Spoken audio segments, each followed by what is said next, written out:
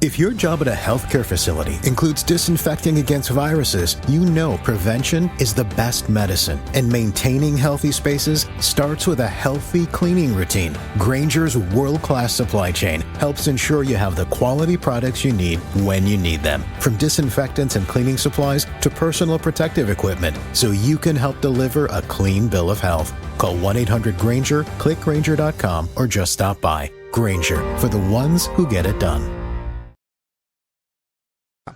You go to emailrevealer.com, you get a copy of my book, How to Become a Successful Private Investigator. And also, too, we have all different kinds of services we offer you there. There's even one I've never described before where if you think someone's spying on your email account, if you think somebody's reading your email, somehow they stole your password and they're reading your emails, we can monitor your email account and catch the person that's spying on your email there. Okay, got a really big show today. Something I'm really excited about. This is one of those kind of shows that when I decided I want to do a radio show, this is the kind of guest I wanted to get on. We have Antonio Fernandez. He's known as King Tone of the Almighty Latin Kings. And today he's the CEO and founder of Queen Nation. Latin King and Queen Nation. And today he's that's what they used to go with. Today he's the CEO of Grow Up, Grow Out, LLC. Yes. And you can find that at growupgrowout.com. Mr. Fernandez, are you there? Yes, I am here. Thank you so much for coming on the show. Tell us about yourself. Who is Antonio Fernandez today? Oh, well, thank God, Antonio Fernandez today is, of course, I'm an ex-convict, so I'm a re-entering citizen. And, I've been home since 2009. And in 2009, when I came home out of a federal bid that I did 13 and a half years, I came home to, the very thing all felons come home to, the stigma that we're no good, we could only do low-end jobs, and, and damn, it would be lucky if Walmart hired me. And I chose to live in Virginia, not a good choice.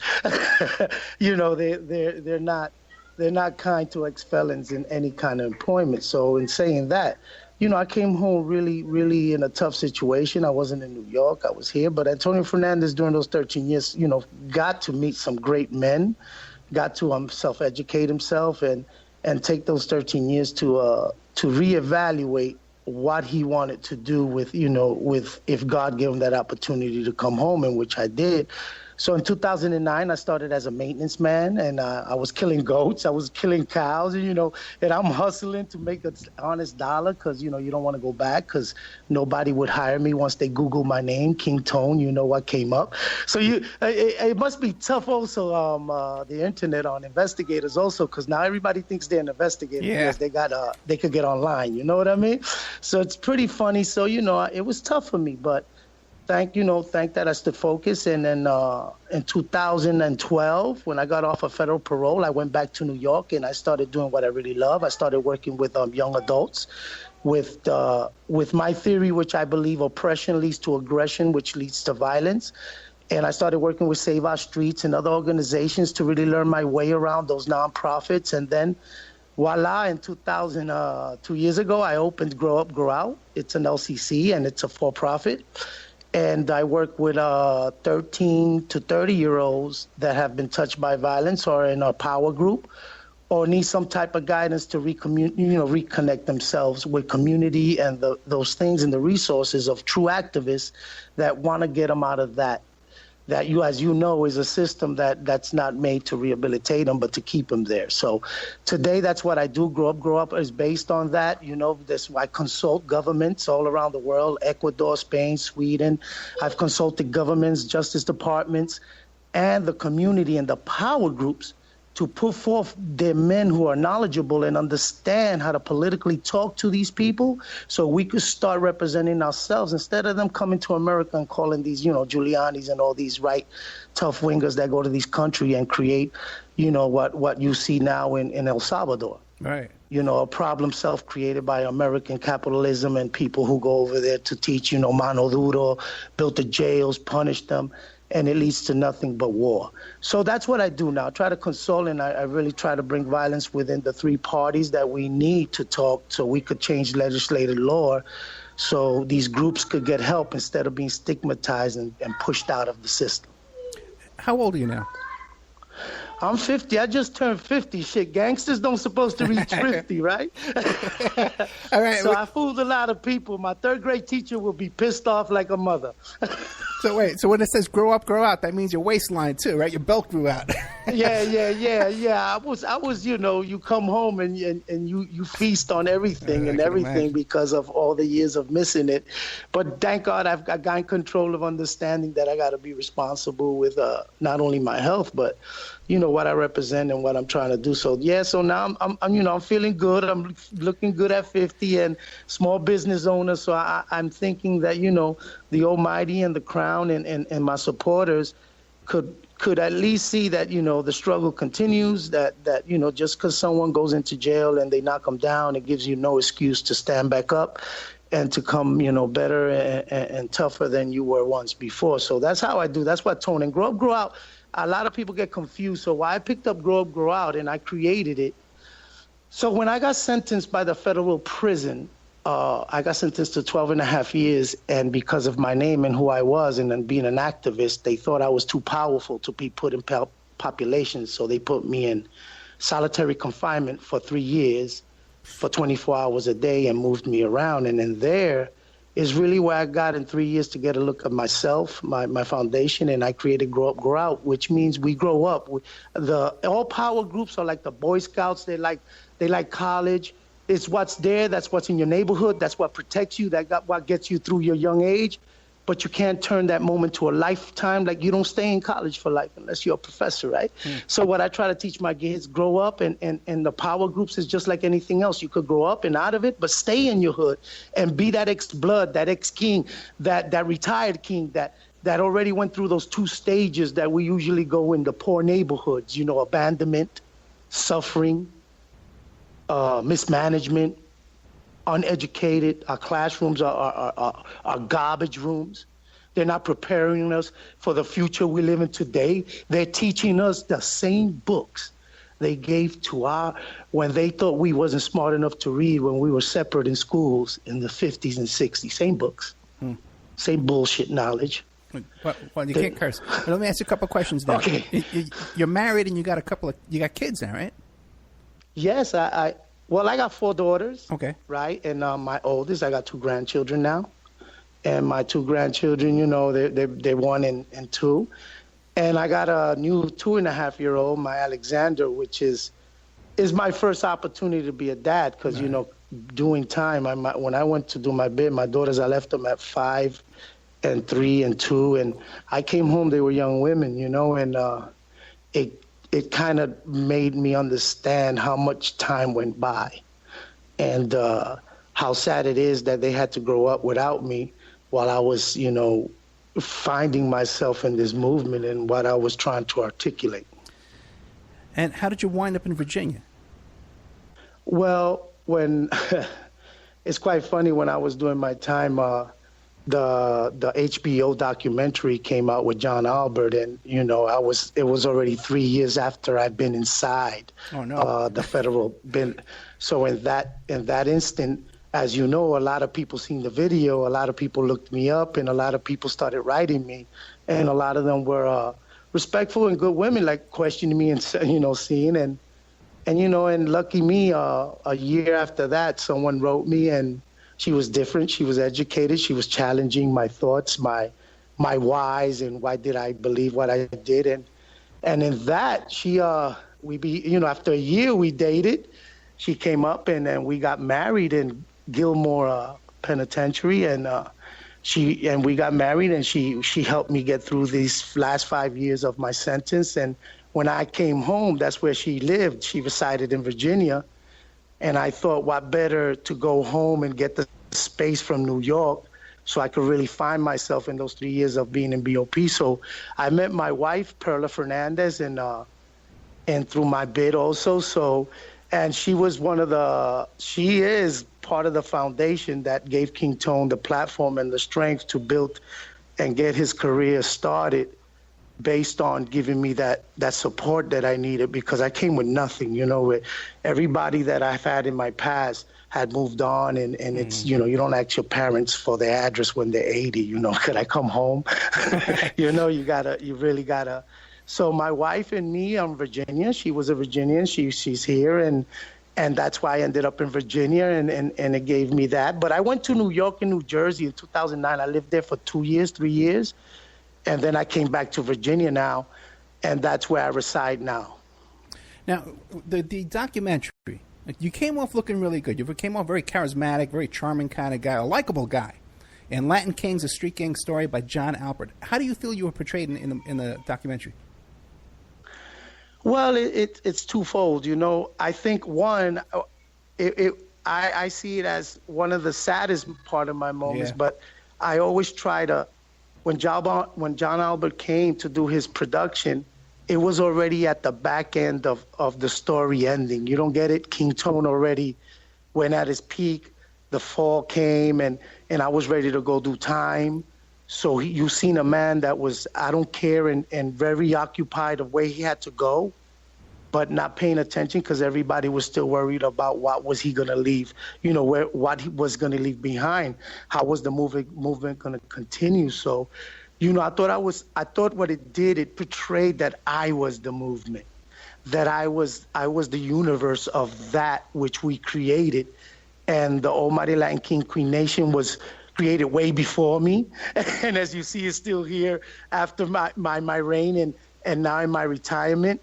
And my point was, that's all I didn't like, because I continue to, and that as media, in any movement, they grasp to that one person that gives that story the life. So I understood their point of view. But in what we do, I had a strong key team. I had Hector Torres, who used to be with the National Action Network for Al Sharpton. Right. I stole him from him. I had Richie Perez from the, rest in peace, Richie Perez, the ex-Young Lord, who was, for the Congress of Puerto Rican Rights. Panama Alba from the Young Lords. And I mean, I had people who came around me and built a team. And then within the own nation of the brothers, I had great people that were part of my team that made Tone that person that had the confidence to where he was weak. His team would make him look more presentable, more credible. And and I thought John Albert just made it all my story, and that story that usually that gets the attraction. Poor dude. Is he or is he not? But it was truth. So I'm not calling it in any way, but that's how I felt that was portrayed. It was portrayed that the movement was all around me in a way it was, but there were so many more other colorful things they could have shown, like the 33 mothers that I represented, that their sons were killed by police officers under Giuliani's reign. And I marched hard, and we brought thousands of people, and we made that movement. You can't even find video of that. It's like they removed those 7 years from Giuliani's that we contested him from the history books. And I'm just, so I wanted them to see that part, because I thought, for me, that was the greatest things the Kings did. They brought justice to 2 mothers. We got Officer Lavoti sentenced in a federal courtroom. We brought the media, we brought the politicians, and we brought everybody to have to listen to these mothers because the bad guys came. You get what I mean? Yeah. So, and that for me was my greatest accomplishment as, a person that tried to revise my organization and my power group to understand we can't contradict who we are and what we say and what we read and what we must represent, to bring good people and good men to our communities that are poor, so we could reestablish ourselves as a lighthouse to those in need and not be the people they fear. Let me ask you a question, because you mentioned the Young Lords. Because I grew up in New York, we're about the same age. I'm 54. And a lot of the guys who came out of the Young Lords, like Felipe Luciano, Pablo Guzman, Geraldo Rivera, they all gravitated toward the media, and they had these great careers laid out for them, from the Young Lords. But did that happen with the Latin Kings? No. No. It because you see, and I think as we try to, as the Kings, when the Kings came up and we came with our movement to demonstrate and reorchestrate, our past and our mistakes that we committed, and we wanted the New York community to accept us again. It was a hard job, and we never told everyone, hey, we're all saints, we all gave our hearts to Jesus, and now we, there's no more crimes in the Latin King, but It was more of, hey, man, we dig this political stuff, and we seen, and the young lords have taught us that there's meaning to purpose if we unite, and we got a right to organize and to be a voice in the Latino community. You know, we were finding identities, and the strange part is, as the young lords was giving us the heritage, the history of how they did it, but also Richie always used to tell me, rest in peace, he said, but Cohen tell Tone, you don't know how many of the FBI and people are within you, and they're going to do what they did to us young lords. They started mischief amongst us, division, gossip, and hate, and before you knew it, the feds were running the young lords in a time, and they got the opportunity after they leave. Their accomplishments were so great, and a lot of them were educated brothers. Let's not forget, Guzman, all of them were lawyers. I met all of them. They were pretty sadly to say, and the Kings, they got us when they took me and stopped the movement. That's why I was so hurt. We couldn't get to where the young lords got, where we not only became a power group uniting, but we started self-educating ourselves and getting ourselves to the point, like you said, that because we were part of the movement, because we documented well, we could have been a force within the media, within community organizations. And you got Kings out there in New Jersey. You got, in all organizations, is that nobody focuses on people who do good. You know what draws the media is basically. So I believe, from the young lords and Richie and them, I learned a great purpose. But like them, when the feds found out that we were no longer thinking about killing each other, that we wanted to join in the voice of the New York political parties and to find ourselves or who we were gonna support, they came full force against us, and they brought us down like we were, I got the biggest indictment in New York City, Operation Crown. 130 members of my organization was taken away. In those 130 indictments, there was not one murder. They raided 130 houses of brothers they said that were in the most dangerous gang in New York City and didn't find not 1 ounce of cocaine, no pistols, nothing. You could have gone to Harvard and found more illegal stuff than in my indictment. But my point was, they wanted to stop us because we surrounded ourselves with people and political people that had experience of how to teach the Kings to not make the mistakes that they did that made them, end up where they were today. Because the young lords and all of them are still fighting, a lot of them. But as you know, you get into the mainstream and like a lot of my guys that were with me and that were my strong point when we were doing our movement, they moved on. It's hard to bring them back. You get what I'm saying? When you get into really, regular life, and you got all shopped in on FX, on Fox News, who would have thought? But life moves on, right? And that's what I'm trying to teach now is rebranding a movement, how to restart a movement, how to start the fire, how to bring these young adults to recognize and understand that energy they're wasting against each other and self-hate, we know how to bring it in and make it into a power we could do to contest these lawmakers and these people that are about to take over our country. Now, what do you make of someone like Geraldo Rivera, who winds up a billionaire, and someone like King Tone winds up in prison for 12 years? It amazes me. By twist of fate. Because I've talked to him, and like you say, it's things. It's like, what do you say? Like it's funny because if you see in John Albert's documentary, or in the HBO, you have a DA, the lady with the long hair. She goes, King Tone is a thug, and I hate him. And she talked and she went off, and this lady hated me. One, she never prosecuted me, never did one of my cases. But if you watch the Gangland, you would say, wow, that was King Tone's prosecutor. Right. Then I come home, right? I'm in New York, like I told you, and I'm working my nonprofits, and I'm moving through.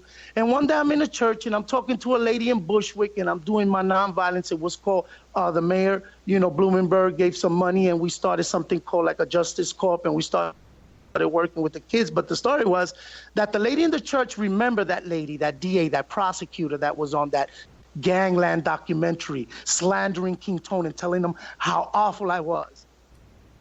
And she goes, do you know that last week with DA Hines from Brooklyn, she was just disbarred and punished for putting fake evidence on young Black and Latino men.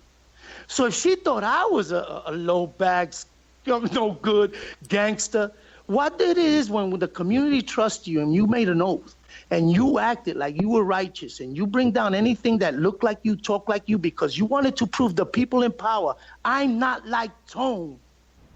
Every day you were committing a crime as you spoke about me on that documentary. And that's my point. I learned not to let myself react to those things and let it deter me from focusing on what the movement is. It's not an individual. It isn't the person who brought the light. The message is still good. If the person falls or deters or falls to be a false person, don't let it be the excuse for you to sit your butt at home watching reality TV and not getting involved, because that's why we got something called Trump as our president today. Because we got so comfortable. We got so trustworthy that the other dude will take care of it. The police will take care of it. The government will take, somebody will do it, but I'm not going to leave my couch because this is where I'm safest, because it's scary outside. So I'm just saying, these are the things that I think power groups bring, and why we fear it, and why we hate our young adults that fly them colors and demonstrate. And I know it gets violent, but we hate the older America, the one that went through all these movements, have abandoned their youth, have left them with no guidance of how to fight against somebody that could articulate a move like they just did to put a man like Trump in the presidency. Well, you know, I've noticed myself with these kids today, they all came out and supported Bernie Sanders, and they are looking for leadership. They're looking for old-timers to lead them. Like here in Vegas, I wound up here in Vegas, and we have these groups. Black Panthers are here, and we have this group called All Shades United, and all these different kind of leftist groups that came out of the Bernie Sanders supporters, with a lot of young kids. Are you seeing that where you are, or are you in the kitchen doing dishes or something? No. It's that I got my son downstairs. I know. I see. I mess with you. But no, what do you? Are you encouraged when you see these young Bernie Sanders kids? Yeah, no. When I seen Bernie Sanders in that movement, it inspired me, because nobody. And I don't mean that. I at one time stood in front of 6,000 to 7,000 youth in New York. Right. I was able to organize and coordinate different power groups to drop their beefs to come and march against Giuliani. So my point is, no one understands the power that brings to a leader, and the energy. And I know Bernie, after he was even surprised when he went to New York and he seen what his message had become. You can see he became about 50 years younger. He had a pep in his step. You could see the light, and he says, they listened. They understand now. But it was a little too late, because already the party had chosen who they wanted. And that's why I think that's like the Kings. That, you know what you do to all those young adults that stood by that man and said, listen, we know you like Hillary. We know you feeling a Democratic Party, but she ain't the one that could win this one if they would have listened to us. Martin Luther King listened to the youth. That day, he didn't want to make them kids do that demonstration and not go to school and get locked up. But the kids changed the movement, because it gave a picture that nobody could fight. It was young adults standing up to tyranny, to misjustice. And what are you going to say to the kids? So now all those supporters of Bernie that gave up their life and knew that we were fighting a different monster in Trump, and everybody, all the elders thought, hey, the right move is Hillary. The young youth felt, no, we need a Bernie, because Bernie could stand toe-to-toe with this fool. He know how to talk that New York slang. He'll tell Trump what is going on. And he had that charisma that could have took what I call the white whip that Trump woke up. That population, that poor white population that was forgotten, that poor white populations that stopped voting, those people that started using those white military groups, and they said, America forgot us. All they care about is the immigrants and them poor blacks and Spanish. But how about us? We in Ohio and we ain't got nothing. We in these trailers and we broke too. And he woke up the white whip, and they remind us that they the 61%. We're not. And Trump spoke to them people, and he put the fire, just like Obama and Bernie was able to do in that youth and that certain class that wasn't part of the voting mechanism. That's what Trump did. You know, and I think Bernie had a better chance. But like always, politics and corporate America makes the choice, not us. And it was sad to see. So I tell the youth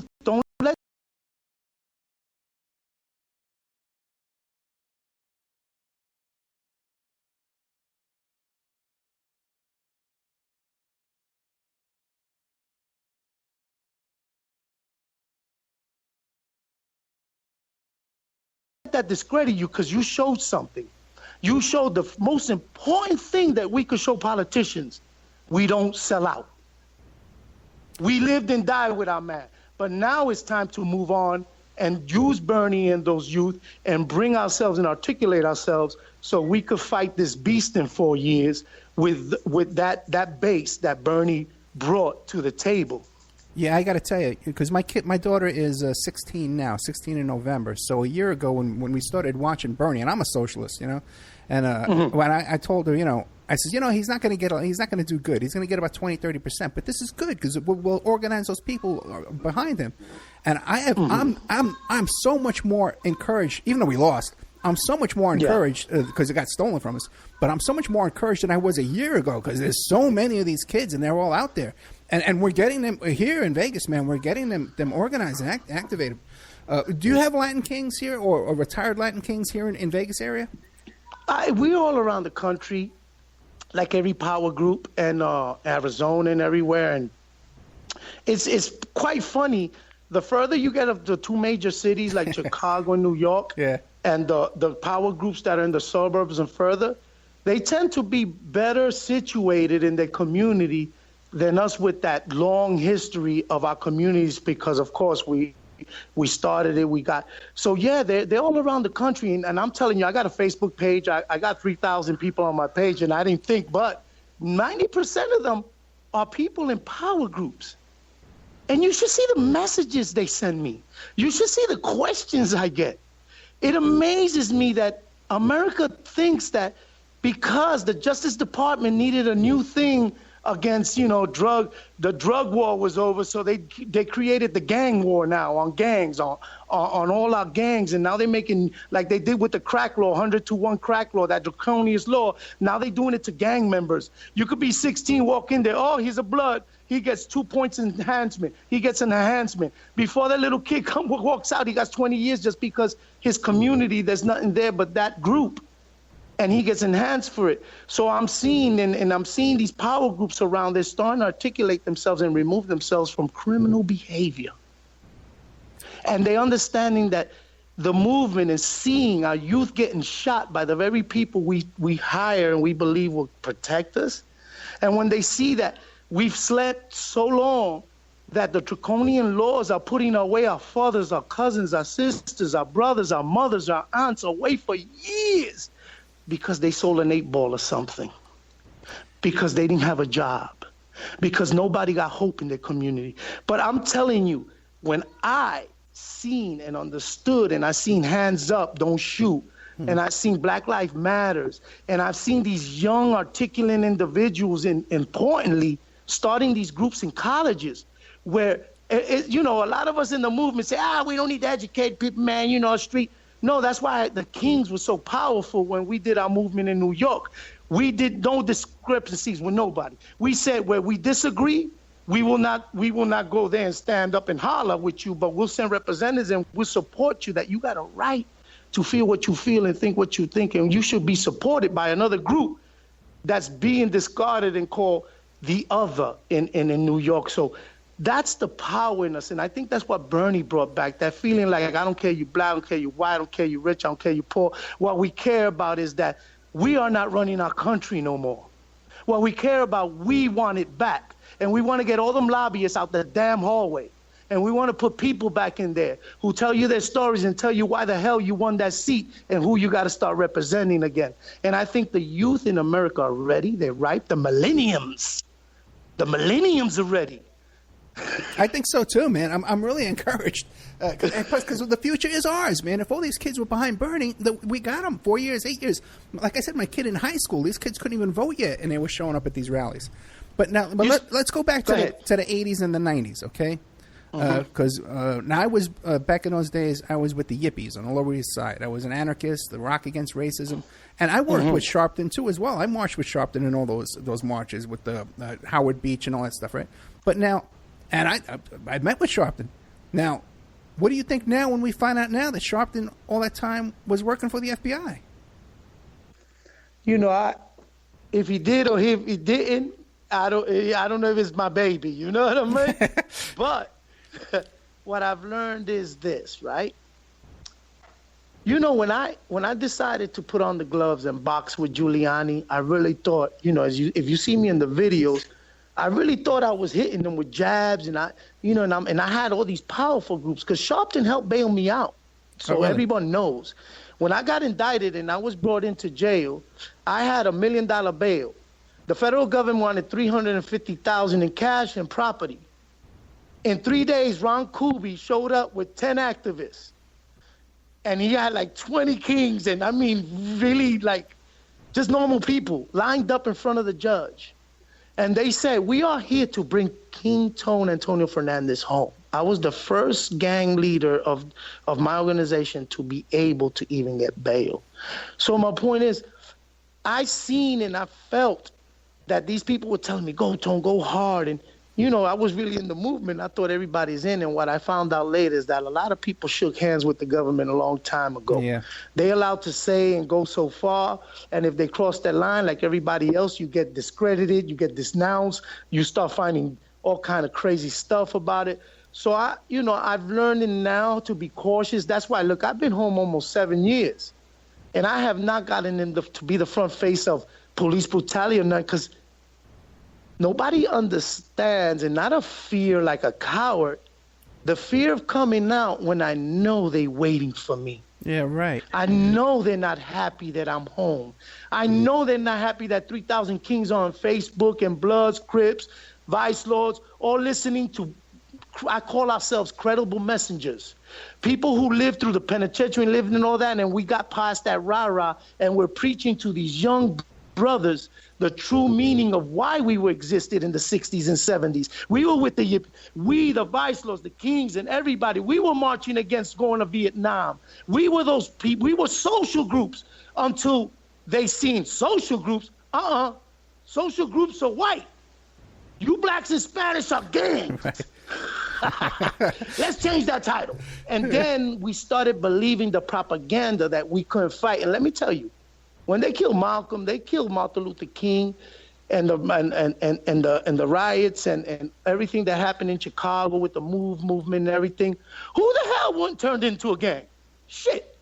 If this is what you do to us, excuse my language, if this is what you do to us when we use the power of the Constitution and all that good wah-wah that you give us, you come with us with dogs, you come with us with whips, you beat us down, you bomb a block to get the movement, those young black individuals. Look what they did to the Black Panthers. To my point to you is, did we really have a choice to be in the movement, or did they push us underground so deep that we now don't know how to dig ourselves out? You know, I'm glad you mentioned MOVE. You know, I've had Ramon Africa on the show a couple of times, and people talk about Waco. No one heard about MOVE. And also, too, you mentioned Ron Kuby, and I was telling you off the air, the next week we have coming up because Kuby worked with Bill Kunstler, and we got Bill Kunstler's daughters coming on next week to talk about the film about Bill Kunstler, and also, too, about what happened at Kent State when the students were shot at Kent State, because they're working on that as well. Now, oh boy, man. Hey, let me ask you a question, though. Now, so you're still resisting. You still want to resist the oppression that we're under. But what do you think your odds are staying out of prison again, though? Like, because I don't. So, you know what I mean? I'm like, I don't know how to say so. Right, I work now. I'm a contractor. I actually work in 2 youth facilities where I go teach 3 groups. I'm the owner of the program. I got Mr. Norman Brown is one of the people that Mr. Obama let home from prison, one of the thousands that he brought in. He was one of the first 100. He's my director of my program. So every time I walk in and I slip my card and I see the slide door open and I walk in. I've slept 3 days in the jail with the kids before to do this thing called the Covenant of Peace, this program I do, that I stay in the prison for 3 days. You look at, I'm breathing deep right now. Yeah. I get anxiety. And the kids don't understand that by the time I leave in the 2 hours that I walk that prison yard to teach them, to make them understand that I started in 1989 and I just got off parole in 2009. I also thought that it was just a moment, and the Justice Department turned it into my life career.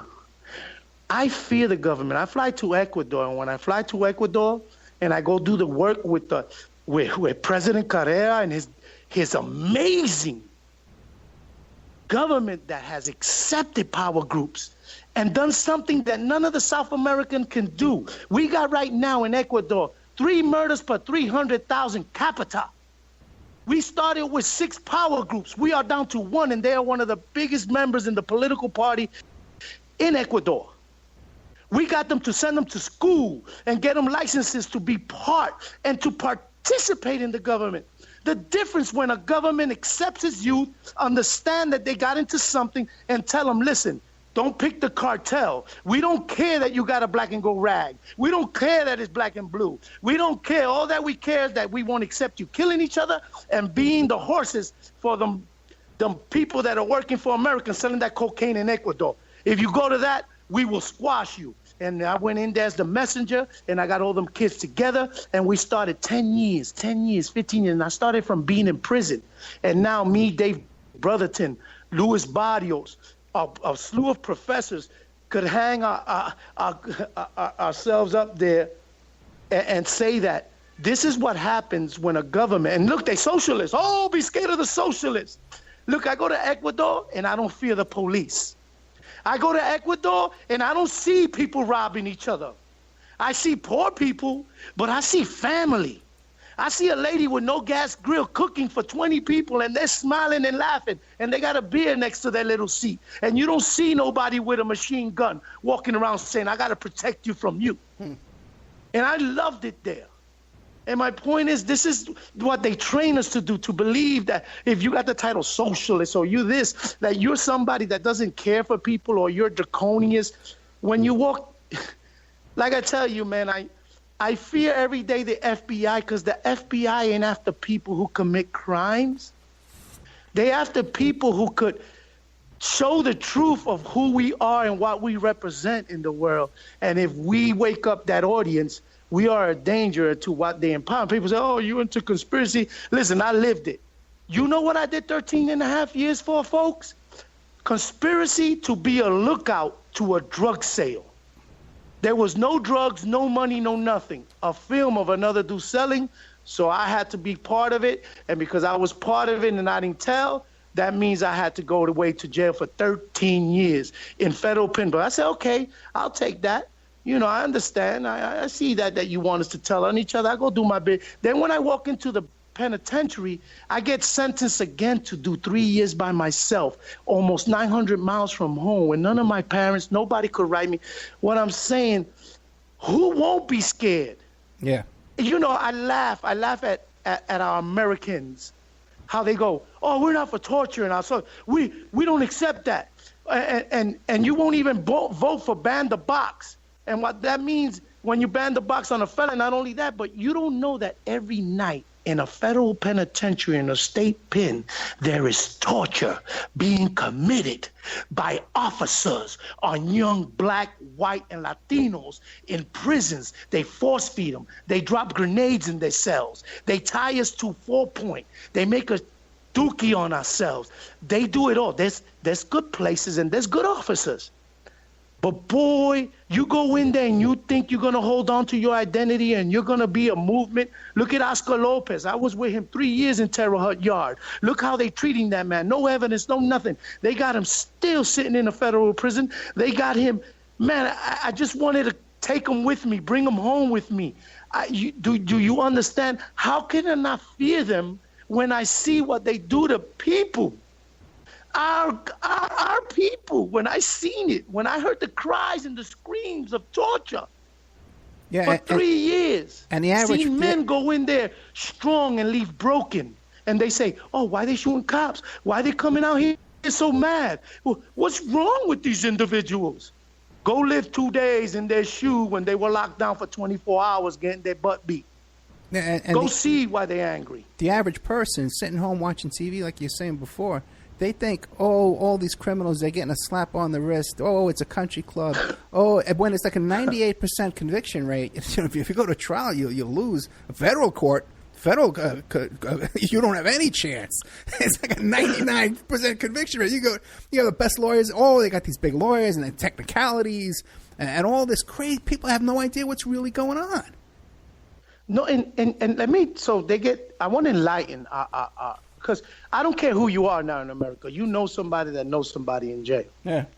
20%. You know somebody that knows somebody that did a small crime and ended up with this huge sentence. Now, the federal penitentiaries are very much like state penitentiaries. There are no longer no cigarettes allowed. You all say, oh, they get so much. We get nothing no more. All that the Attica riots got us, all them rights that them men died for and gave their life for, where consular stood in front of that desk and fought for the right for the men, and all that atrocity that happened, it's gone. You don't get nothing no more in the prison that we thought we could have. The federal prison is not a country club, folks. And you know what makes me laugh? They say it's a country club. Idiots, you're paying for it. That's what they're making you believe. Yeah. You go into those prisons, these federal things that are supposed to be country clubs. You got 1,500 kids, and maybe 75% of the populations are doing more than 20 years for non-violent crimes. And we work in Unicor. And we make the pants and the uniform for the soldiers in America to go work out in. Huh? We make the lockers. I worked on water buffaloes, hydraulic ships. I made patents for the United States of America. I had to sign a document that said I won't tell the patents that I made for America. In prison for 15 cents an hour. Thousands of us sitting in them factories sewing for hours. We don't even look up. You know why? Because if you're doing 20 years, you still got to pay child support. And you still got to do the fine from the crime you did. So you're in the hole. You don't even look up no more. You just sew. And you know what's funny about it? Corporate America is smiling. We got them now. Estelle, South Carolina, the prison I was in, is still called a plantation. It says it there when I went in. It said Plantation Estelle. I said, damn, they don't even hide it no more. But my point is, that, my folks, is what the prison now. I don't want to get into these privatized jails all in Texas by the bushes. They building privatized jails, so this is the game now. Your son gets turned over from a state prison or federal prison. They give him to private jail. So private jails found out, they call them 9-month programs. And the 9-month programs, they convince the judge, you got to behave perfectly to go to the next grade, to earn your freedom. You're not sentenced no more. Now you got to earn your freedom. So now these private jails, they give you shots, 95% more percent shots than they do in regular jails. You know why? Because if you get pushed back in the program, guess where you stay? In their hotel longer. And they charge the BOP and tell them, listen, man, he's just an idiot. He didn't make his bed this week. He didn't even put his boots straight. And that costs you 30 more days, and the tax pays 30 more days for you to try to learn how to line up your boots under the bed, because corporate America has taken on over the marijuana, but it's also taken over the jail industry, where people are making money from housing us, working us, and forgetting about us. Yeah, I work here in criminal defense here in the local courts, and even you get in there on something so stupid like a little DUI, or you get caught with paraphernalia, and they tell you, okay, you can do, we're going to give you a 3-month suspended sentence, but you got to do this class, you got to go do this, and you can't get there, you don't have a car, you can't get to the classes, so you fail that. They pick you up on a warrant. Okay, well, now it's going to be 1 year, but with suspended sentence, you just do this, you do that, but nobody can do it. So then before you know it, you're in the jackpot, and you're doing 2-3 years on some stupid thing. But when you're riding in a car with someone and they had a pipe with them. And I'm just talking to you. And the sad part, like you said, you're in the county, you get a DWI, and the judge want to teach you a lesson. He puts you 9 months in a program that you're working to pay to get your bail out, but you're laying down with hardened criminals. And you see yourself, and you say, all I was drunk. Yeah. And I can't get out of here. And you change a man's life. All I'm saying is no longer a use for punishment, It's a business, and like you said, you're an investigator. I could imagine what you've seen, and what you know. But the part that bothers me is, me and you could sit here till our face turns blue, and we be talking, and they'll turn on a reality show that at the end tells them that is a script, and the Americans will believe that reality show, and they won't listen to me and you, sir. They won't listen to the cold facts of what our country has become.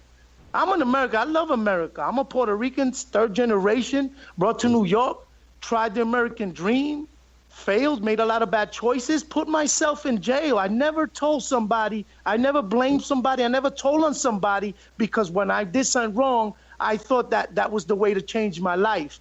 I've done my time for my crimes. I accepted them with the manhood that I went out there to earn my money so I could eat. But my point is, when I come home and I say I did it, I behaved, I got my certificates, I got my 2 years associate, I came outside and everybody looked and said, look at him, he's a leper. He was in jail. Look, you can't work for the government. Look, you can't come work. You can't work for Walmart. We don't want you here. Get out. You're that felon. Tony. Man, I laugh when yes, sir. Yeah, you said you got an associate's degree in what field? In sociology, and I try to further my education, but I came home and I got my GED. Everything I got to my beautiful wife was prison, and I still can't get myself to say, I'm glad I went to prison. I really get sick in the stomach when I hear them do, prison saved me. Fuck, you could have got saved in high school. You could have got saved by something. It's the circumstances and the place you are when you poor. Getting saved is hard. It's not easy because there's not a lot of people saving. Let me ask you a question, because I watched the movie, the John Albert movie, and I'm Cuban, so I got this little Cuban mom and a little Cuban abuelita, and it just reminds me, I see you in the kitchen there, your mother's cooking up the car. What happened, man? Like you grew up, where'd you grow up in New York? In the Bronx, in Brooklyn? Where'd you grow up? No, I grew up in East New York, Brooklyn, and in 80s, I was there since like the 80s to my whole life in East New York on Pinkin and Euclid, right there by the A train, and then it was a tough hood, and my mother and father, I got 4 sisters. Okay. They all went to school. None of them ever got arrested. My father, bless his soul, and mother, as you see, they still alive, still married. Didn't come from a broken family. Strong traditional Catholics and Protestant Christians. So Jesus to me was like, I hated him in the house. I was like, yo, dude, you a tough dude to follow, man. You're like perfect. My mom and dad into this. But they gave me a loving home.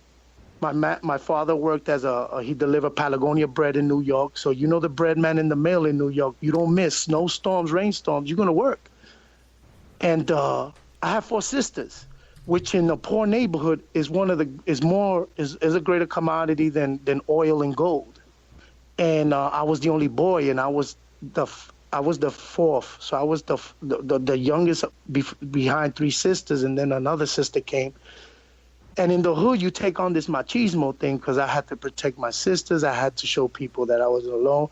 And in that hood was hard, but none of the bad behaviors, none of the nonsense, none of the love of the street that I got, what came from home, or he was taught wrong or they didn't love him. I just started understanding that the American dream wasn't for me and my family.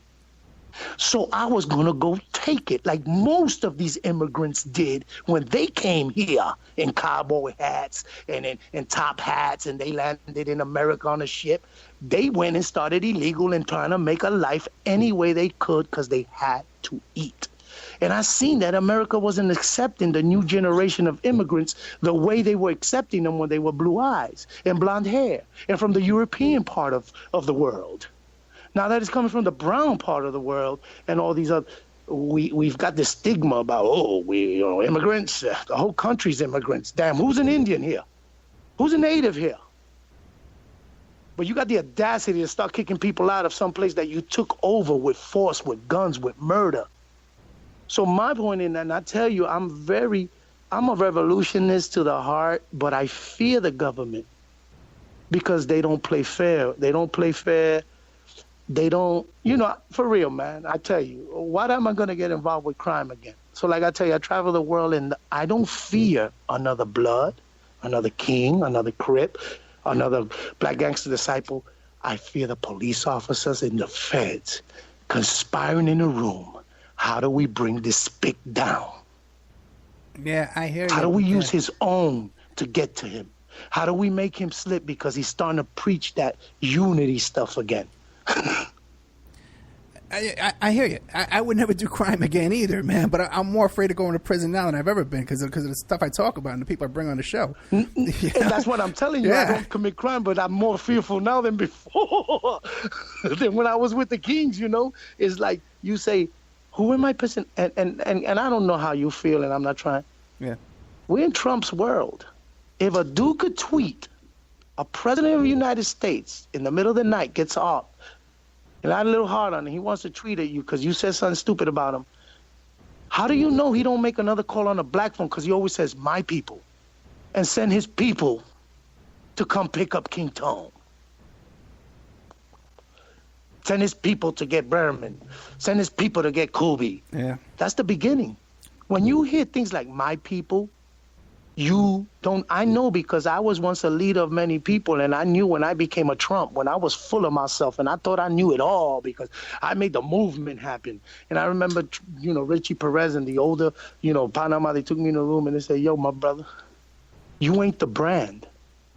You ain't, and they taught me, and I had to take a breath and say, you're right, I'm not the one, I'm not the almighty of this. It's going to take all of us, and I got to remember my place. And with a president that's never going to know his place because he's took it back to our forefathers. They wrote that document for businessmen.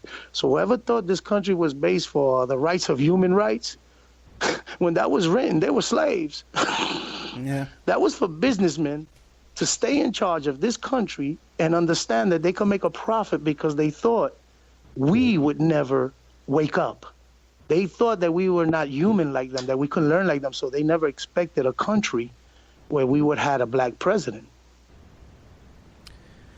Let me ask you a question, though. Back to your parents. It says in these articles and stuff like that your mother was born again. Now, wasn't there something about you became born again, too? And that's why you wanted to leave the Latin Kings and lead them into out of crime and into social justice? No, it was more that after my addiction to crack cocaine and being a drug dealer and experiencing all the other fields, and when I went to Rikers Island in 89, I was a crack kid. I was sick. I was skinny. I lost all hope. And, and Jesus was a big part of my life, but he didn't give me that spark I needed to change, but he was in my, he was a big part of my life.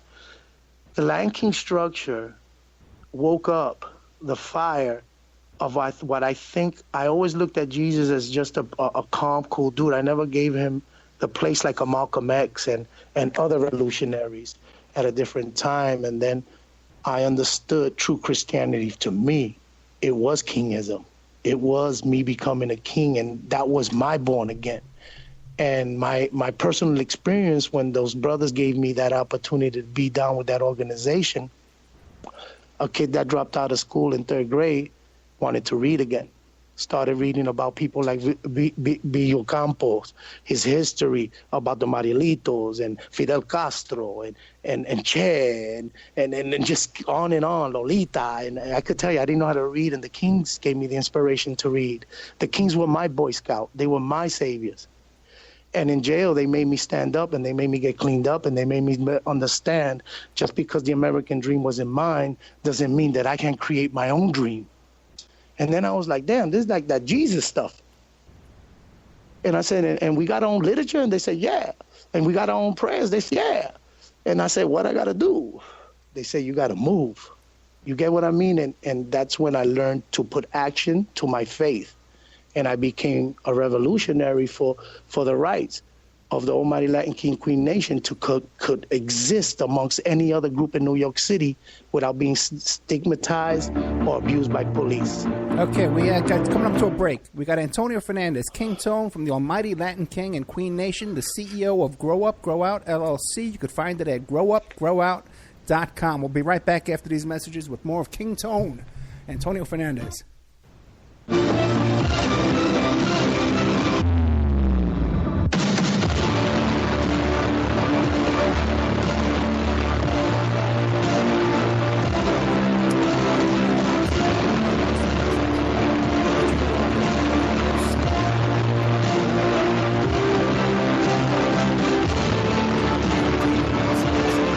ads are either married or in a monogamous relationship. 30%.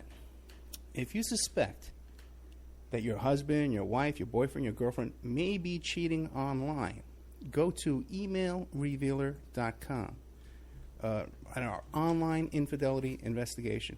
You give us their email address, and we can trace it back to online personal ads, dating sites, and social networks.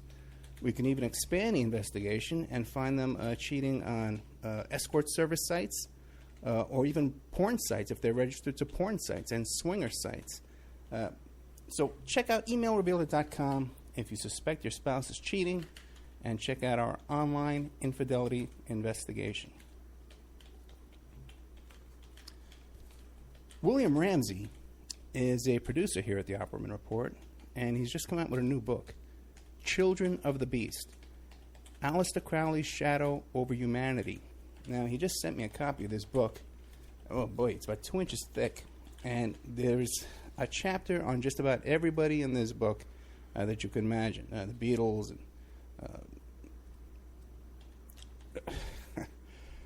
and Jack Parsons, everybody's in here. It's incredible. And I definitely recommend this book. There's a bunch of pictures in here, too, of all these people and different chapters and information. Anselm LaVey and people I've never heard of, too. There's a whole bunch in here. JFC Fuller. I don't know who he is. But it's great stuff by our producer here, William Ramsey. So check out Children of the Beast, Aleister Crowley's Shadow Over Humanity. You can find it on Amazon.com. Or you could find it in the Opperman Report.com bookstore. We have an urgent bulletin. It seems that the group Strawman is still on the loose. It has been confirmed that Strawman are Canadian, okay, and that authorities are asking people to stay indoors, lock your doors and windows until this group can be dealt with. You could find more information about this group of Canadians, at strawmanmusic.com.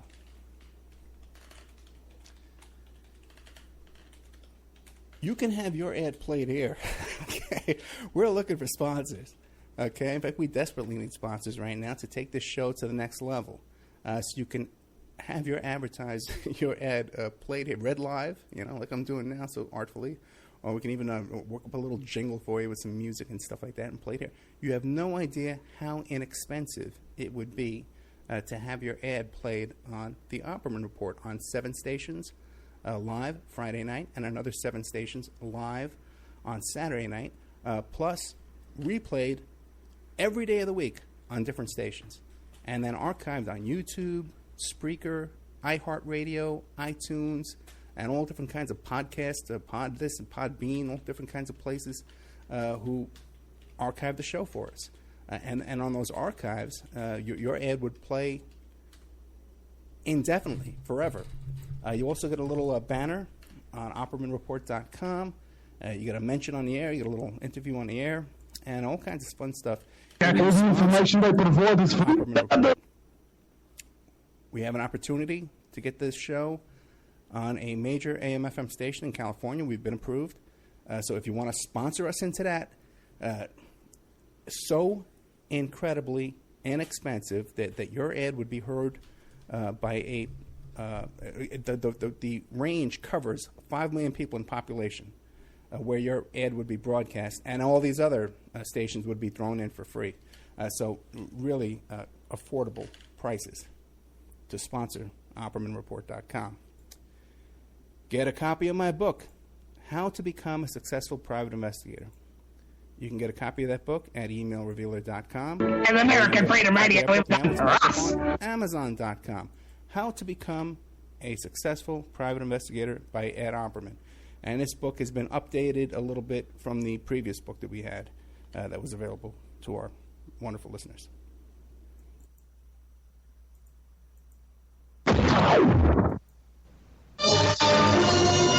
It's the Opperman Report. Join digital forensic investigator and PI Ed Opperman for an in-depth discussion of conspiracy theories, strategy of New World Order resistance, high-profile court cases in the news, and interviews with expert guests and authors on these topics and more. It's the Opperman Report. And now, here is investigator Ed Opperman. Okay, welcome back to the Opperman Report. This portion of the show is brought to you by Subash Technosis. Check out subashtechnosis.com if you need any kind of website design, search engine optimization, if you need content writing, press releases, data entry, even customer service. Subash Technosis can help you out with all of this kind of stuff. Yeah, and what do you do? What do you call it? If you contact Subash, I've known Subash for 10 years. He's been helping me out with my websites and stuff. You contact Subash, you mention Ed Opperman, that's how you get a good deal. Okay, we are here today with Antonio Fernandez, known as King Tone from the almighty Latin Kings and Queens Nation, the CEO of Grow Up, Grow Out, LLC. You could find that at growupgrowout.com. I'm really enjoying the show, King. Thank you so much. Let me ask you a question. I call you King, right? Once you've been called King, like, do you ever give that up and tell people, oh, no, don't call me King anymore? I had, so like I said, imagine, so I work with what's called the Department for Rehabilitation Services for the Youth in D.C. So it's actually, the kids get sentenced from the judge and handed over to this department. And they use me as a consultant to deal with what we call level 6s, which means guns and up. You get what I mean? Yeah. Very violent crimes for young individuals. So I go in the building, and you see everybody in suit and ties, and everybody's talking, and I walk in, and from the bottom, from the maintenance man to the 10th floor, I can't stop being King Tone. They call me King Tone in a freaking jail. And I mean the administration. So my director, Clinton Lacey, that's got this mind. He was under Schiraldi over there, and this gentleman, this young man, has got a mind for reinventing the whole system of how they're dealing with the youth here in D.C. That it's incredible. It's called Credible Messengers, and he hired me as a consultant to help formulate this because we did it in New York. But what I'm telling you is that I give trainings and everything, and I'm still King Tone, and it kind of bugged me out because, like I worked hard to get that title, and people who are in my organization, and to the status where I got the brand of King Tone to be. Sometimes I want to be just Antonio Fernandez, and it's like the name took a life of its own, and it's like another identity of myself. But you're right, I can't, like when I'm like, damn, just can I be Antonio today? And my people now even there, because sometimes I say, they go, are we offending you? That is so cool to call you King Tone. And I'm like, okay, you know what I mean? So, but people, you see, it's not something that I wear or other kings and brothers or other people in power groups who sacrifice time and sometimes silly sacrifices for silly reasons and sometimes for real reasons and real truths. And you get the title and you're proud of it and you're glorious, but when other people take it lightly and think that it's just something that's cute, I go, man, it started in '89 and I'm still doing this and I don't got a retirement plan from them and we still ain't got clubhouses all across America. We still meeting in parks, and I'm not denouncing or making us feel more. I'm showing you how the oppressor has kept an organization that's been from the 60s like the other power groups, and we still couldn't take the next step. Is it really that we don't want to, or is it that they don't let us? So I can't stop being King Tone, and I wanted to make that. I'm not an active Kings. I'm not into their daily politics or nothing. But just like anybody in any community, when I give the Grow Up, Grow Out card to all these youth and to the Kings, the Crips, the ones in Ecuador, the Trinidad, anybody, they call me, I will not service that person in that emergency, in that lifeline, just because I'm scared of the feds are going to indict me. Or how about if they think I'm getting involved again? You get my point? Yeah, I do. King Tone has become something that the most worst of the kids that think they're in the worst situation, you don't know. They hit my message box and my wife says, why do you think you got to help everybody? And I go, but why? How about if I didn't listen to that kid for that moment? What could have been the consequence because that King Tone name meant to him hope, meant there's a wise man there. I could get a remedy because I'm thinking crazy. And that's what I'm trying to wake up, that our fathers, our mothers, become the socialist that you should be. Become the citizen that you claim. Start coming into these places. Look, when I went to Sweden to see this program named Furset by one of these young ladies named Camellia, she used to work with the Land Queen. She helped write that book, The Rise of the Land Kings from a Street Gang into Politics by Dave Brotherton in Columbia Books. He's a John Jay professor, Dave Brotherton. He's my partner. But anyway, when I went over there and I seen Camelia's dream and I seen what she accomplished and what they invest in their youth, and she started in New York and she had to leave New York to really find space and the love to start investing in the youth where they could save them. Power groups have no options, man. And I wish that America hears me. They got choices. Man, I could tell you, I could remember the years after years that I didn't have a choice. And you say, what? Didn't have a choice. I couldn't get out of who I become. I couldn't stop being what I was because the community just discards you. And I think capitalism has a way to doing that to the poor and to those who can't buy their way in. And that's why I think I became most powerful when I started working with Workers' World. When I started working with my man, and Oscar Lopez and listening to those people who told me, you know what, you don't have to be what they tell you. You don't have to fit into a Democrat. You don't have to be, fight for what you believe in, what they believe. The people make the flag. The people give that flag the power. You know what I mean? So, the flag, what is the flag? It's us. We are more important than the flag. Together we make it mean something. But if we ain't together, that has no meaning for me. It doesn't have no part for me. And I think that's what us youth in America are screaming to our adults, to our parents, to our government. Why you hate us? Why you blaming us? Why you come against us so strongly with these laws and this hate? What did we do to you? And I think it's time that we empower them. And I think that grow up, grow out, and going into jails it's got a time to evaluate and see, and then try to articulate where we could organize and revise and start raising young adults to be ready to march, to fight, to come out and to let their voices be heard.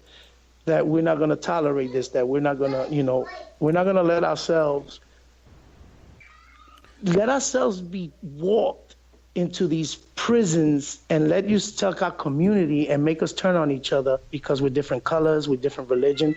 Listen, the Land Kings, the Bloods, the Crips, we all got to grow up. And that's why I think I love the New York movement with me, Richie Perez, and everything. Because I've supported the Rainbow Coalition. I've supported things that I knew that my organization was strongly against. Because if I don't practice it, doesn't mean that I can't march with you to give you the right to have your space, to give you the right to have the place where you could be who you want to be and you could do what you want to do, as long as it doesn't hurt someone else or intrude on someone else's place or property. That's me. That's freedom at its best. You get it at its most beautiful. Let me ask you a question, because you obviously we have to resist the oppression that we're under right now. We have to resist in some shape or form. But practically, physically, technically, how do you think we should go about doing this? Voting people into office? Should we be putting our bodies out in the street in front of police cars? National strike? What should we be doing?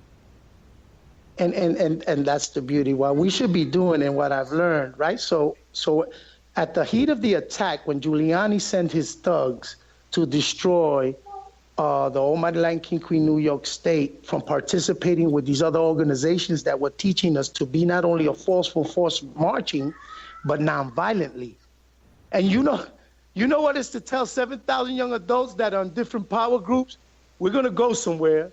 We're going to see thousands of cops. And you're going to see the dudes who killed that kid And you're going to call them pig, and you're going to call them all these names, but you cannot touch them.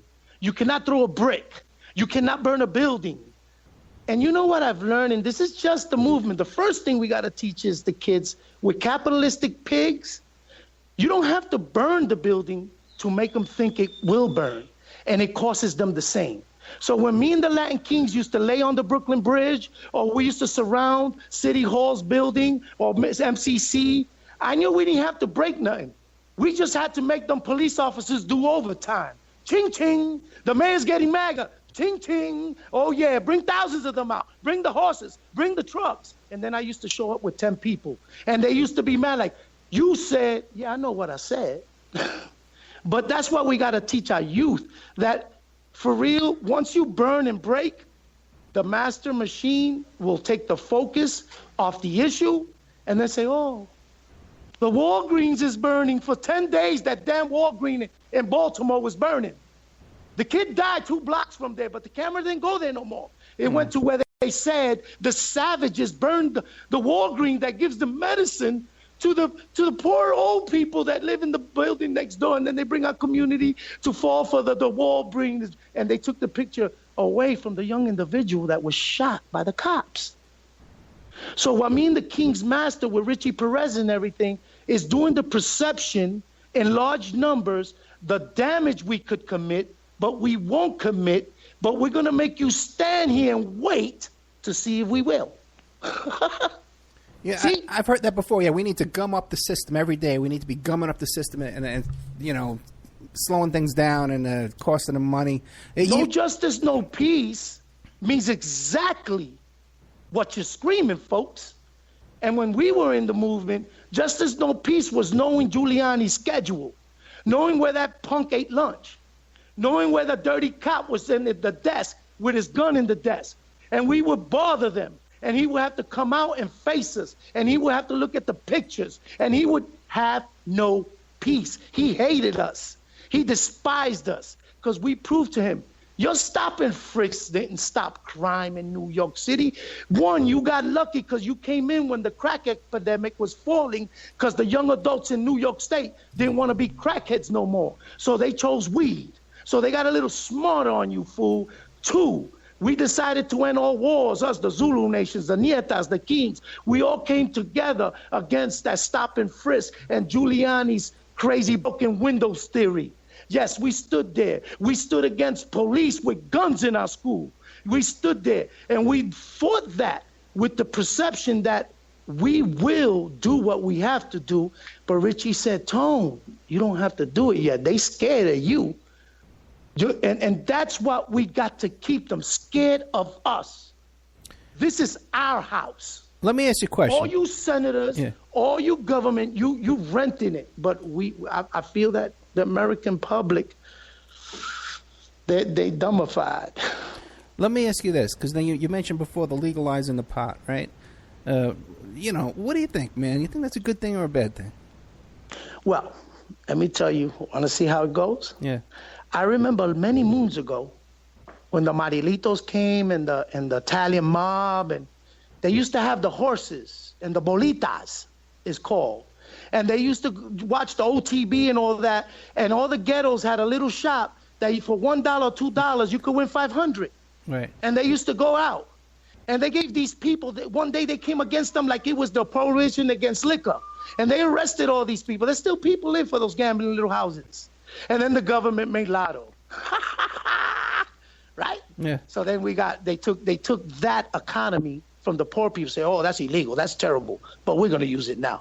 Now we bring all our little dollars into 7-Eleven. So my point is, so now the weed, that thing that we still got young adults around these big cities doing time for, why different communities' children could go to Denver and ride their bike and blow up blunt in front of police and nobody will bother them. That's one. So that's the part that I think about legalizing. The part about legalizing that people don't understand is this.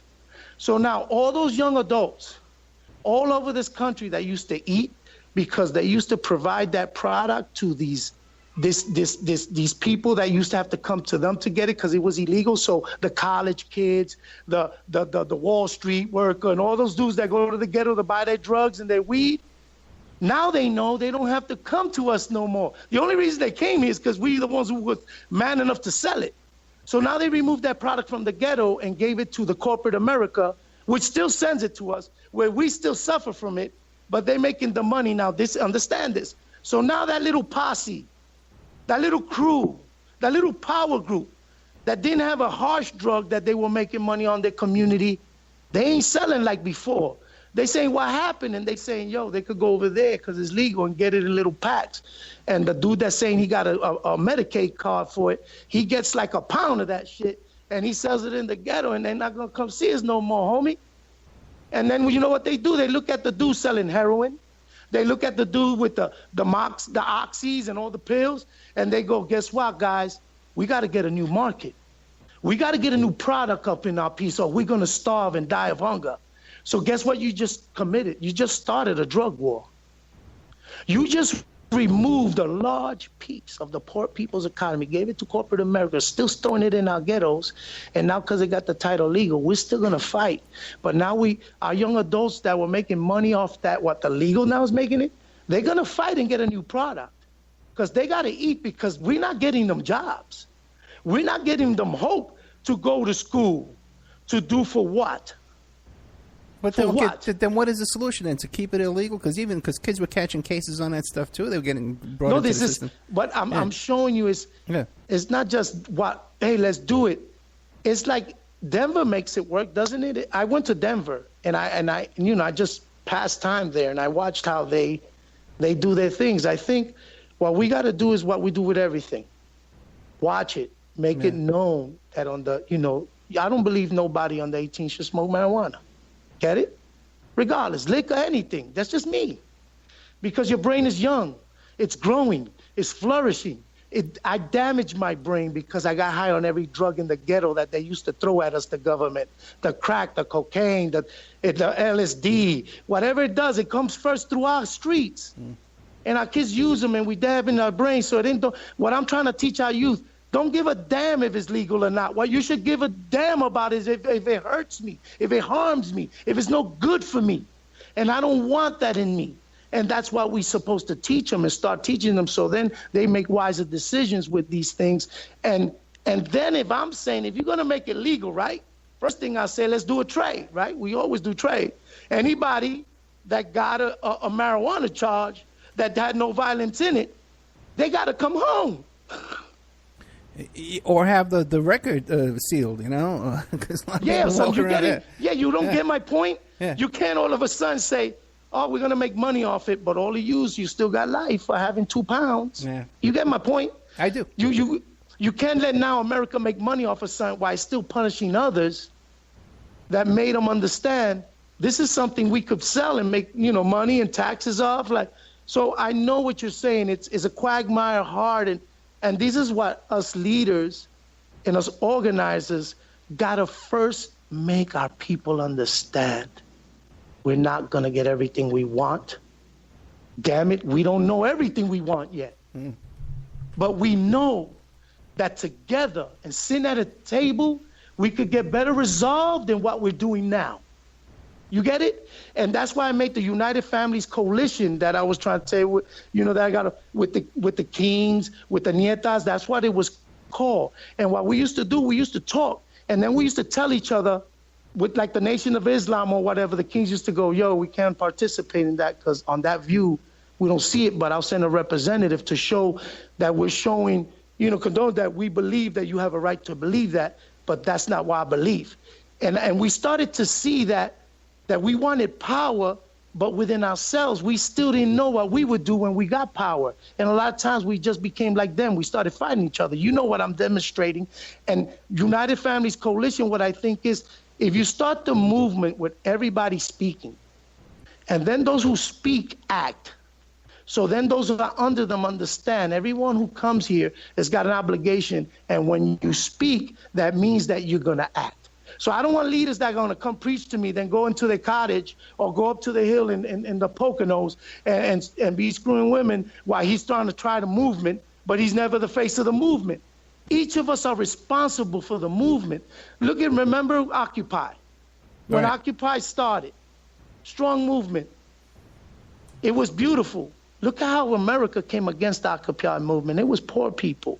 And they destroyed it because the disorganization and the reality of who they were fighting. They still here. But come on. The move when it first started was a fire. The thing I noticed that showed me the hypocrisy of America was, I remember in Egypt, when they started right next to Egypt and all the revolution came and they were in the square in the city and it all started by Facebook and this great revolution was starting over there and they dethroned the dictator and America was, that's great, the movement. And 2 months later, Occupy New York went to Wall Street and the same White House and the same corporate America that was just praising them people for overthrowing the government said, you got 24 hours to get out of here. You got a right to gather, but you can't be in the way. You're in the way of the stockbrokers and them and walking. So we're going to start bringing the dogs and we're going to start parching you. What hypocrites. People who were just demonstrating, showing their power, and we let them bully us constantly. So I'm telling you, education comes from those people in these colleges in John Jay and Columbia and all these across the country. We got to have a revival in our schools. And those that are educated and those that had the power to get the power of knowledge. And then we got the credible messengers as myself and those dudes that went through 20 years in prison, like Norman Brown, and all those dudes that been in these groups. We call them in and we don't use them like rub on the road. That's why I hate nonprofits. That's why I hate grants. That's why I'm a for-profit. Because we became sharks for the bones that the government treat us, and we do something that's called dress to impress for reentry. I did 20 years, and then you're going to make me do 9 months to tell me that the government gives you $100,000 to show me how to dress, and then when I graduate, you take me to your basement, and you make me take clothes out of a damn bag. I've been to these programs. It's an insult to us.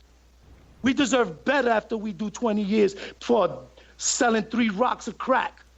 And then when we come home, everybody making money off these grants, and none of them, very few provide the social service that these young men need to believe in the system again. These are the guys we got to bring in. We got to give them the socials. We got to give them places in our movement and tell them you're important and we're going to help you eat and you're going to stand up. But we need you to bring the news to your project. We need you to start setting the revival up. And that's why we need an old school revival like they used to do in the Pentecost church. We need to put tents in the corner. We need to bring our old asses out with the flyers. We need to be in the barbershops again. We need to be going to the schools and checking and standing there just why what you doing here. No, I'm not a pedophile, but I'm here and these are my kids in this school and I ain't gonna let no drug dealers here. Who are you? I'm a member of this community. You get it?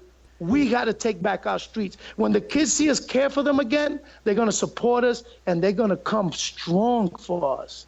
So the message, they're waiting. They're waiting for us. You're saying you don't like these grants. Is that because you think they come in and they hijack things? Like right now we're dealing with MoveOn.org here in Vegas. They're coming in and hijacking our events and they're turning it into these Hillary events in the press and stuff.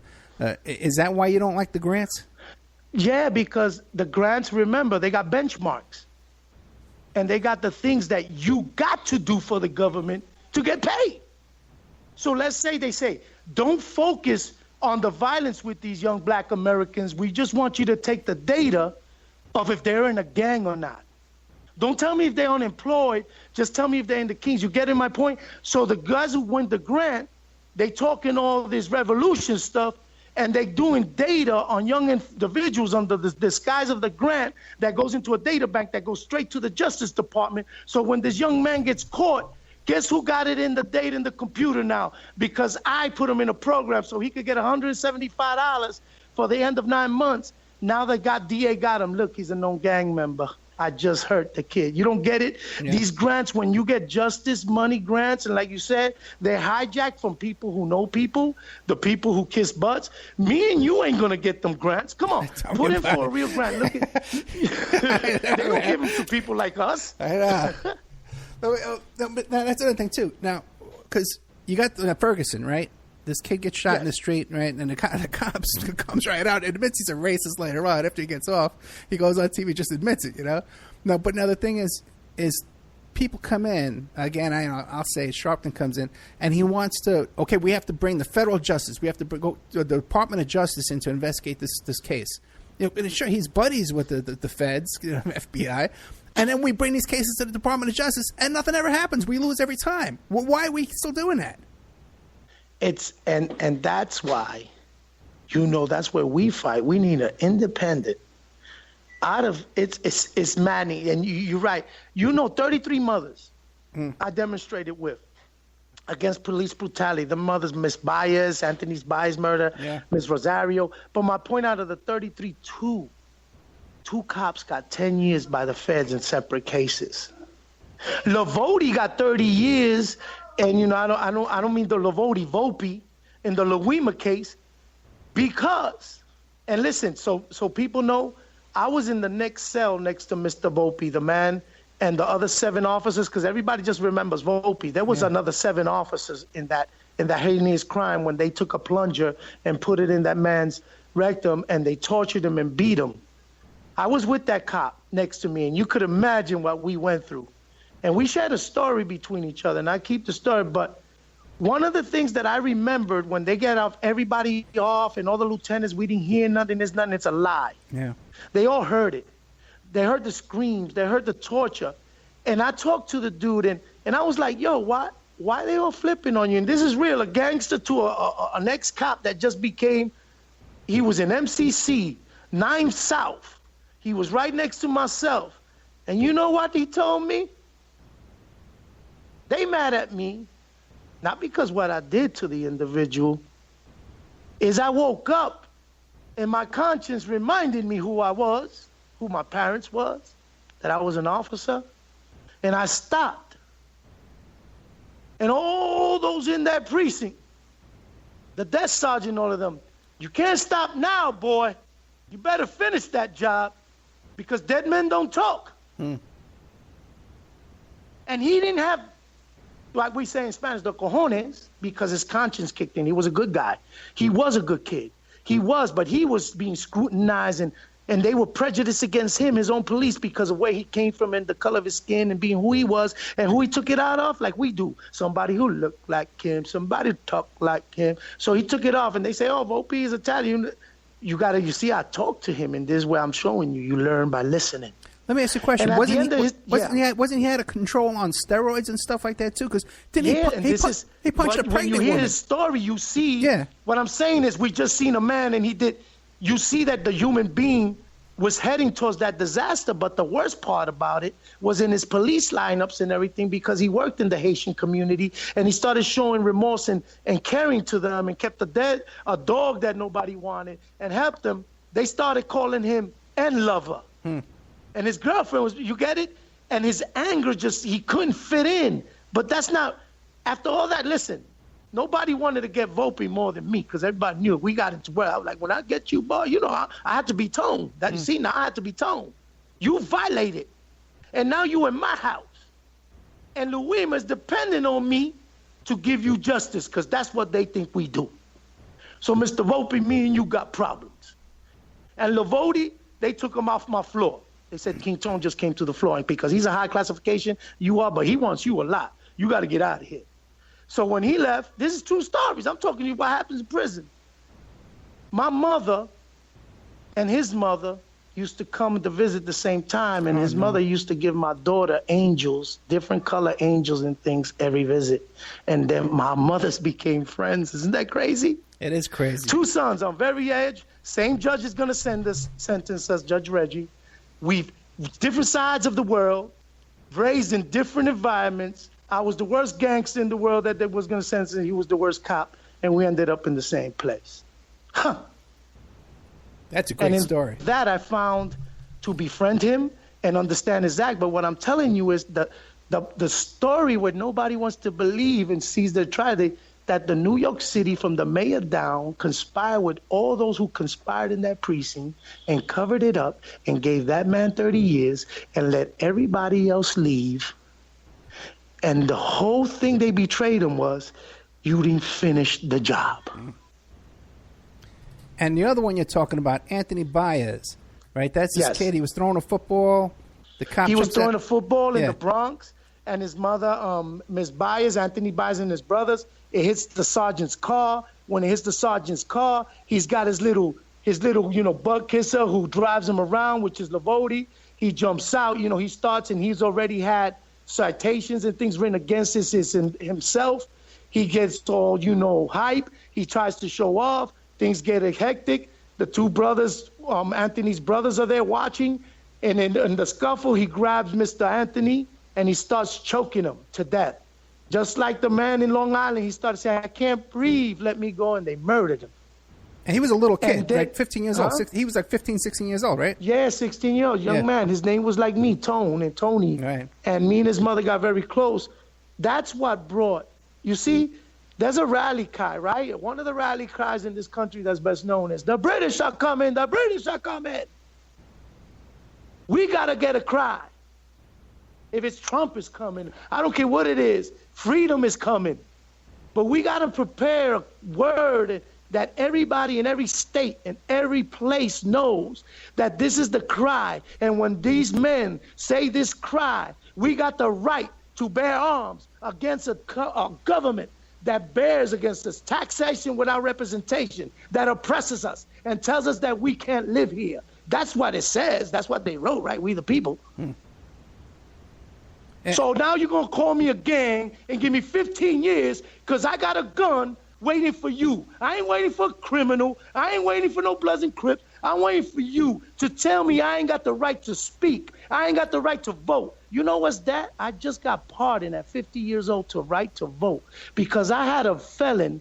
That means that I wasn't educated enough, that me as a citizen, regardless if I made a mistake, that I don't have a right to pull a lever that's stronger than a gun. You telling me, a poor man, that you rather me pull a gun trigger because you as a community won't let me vote because I commit a mistake. Maybe us that you all took the right from voting, we could have had Trump in the month.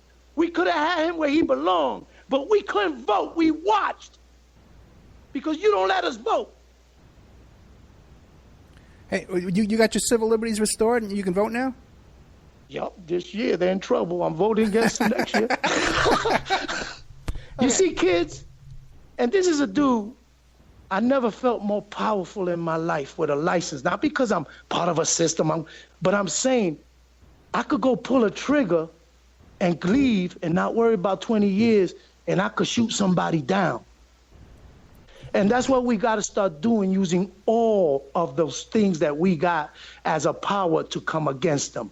Don't say, "Oh, don't vote. Don't do it. Bernie guys, don't vote." No, we got to do it, and we got to do it in no disrespect, like the Hasidic Jews and all that. Do it in numbers and in bulk and listen to true voices and leaders like Chandon. When we say do it this way, do it regardless if you don't feel it, because we're doing it against a system that's overriding our freedoms.